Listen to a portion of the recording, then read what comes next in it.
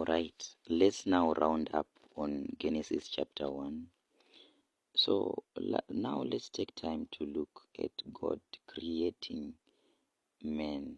Okay, you see, everything that He created, He was just sending word and it became. So everything up to now, the light, the day, the firmaments, the waters, everything, the birds, the cattle, the seed, everything was made by just God sending His word. But now we are seeing a council of some sort, the Godhead. God is saying, let us.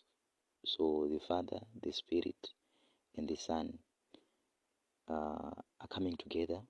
They are now saying, let us make men in our image, according to our likeness. Let them have dominion over the fish of the sea, over the birds of the air, and over the cattle, and over all the earth, and over every creeping thing that creeps on the earth. Let me also take time to just read verse 27. We just want to focus on those two verses. Verse 27. So God created man in His own image. In the image of God, He created him. Male and female, He created them. Okay, let's stop there for a minute. God is saying, we want to engage on a project. This project now, we want to make a creature called man. But this creature, we want to make sure that he is, number one, in our own image. Then number two, he is according to our own likeness. Then number three, we want to give him dominion over all the creation which we have made. We want him to give him dominion so that he rules and reigns over everything whatsoever that is upon the face of the earth, in the seas and even in the air. Okay.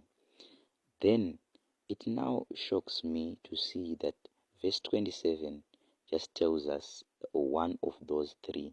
We talked number one, that God wants to make a man in His image, yes. We talked that number two, He wants to make sure that he is after His likeness. Then number three, He's supposed to dominate, right? Those three, okay. Then verse 27 tells us, so God created man in His own image. Then it goes on to repeat, in the image of God, He created them.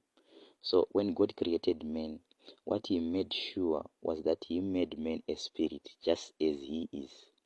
Then the other two, the likeness of God and the domination, were up to man himself.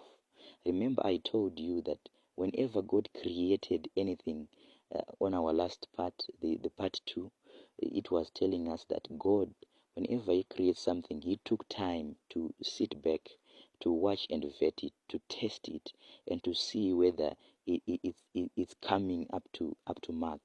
So this was the test now. Man was now supposed to dominate.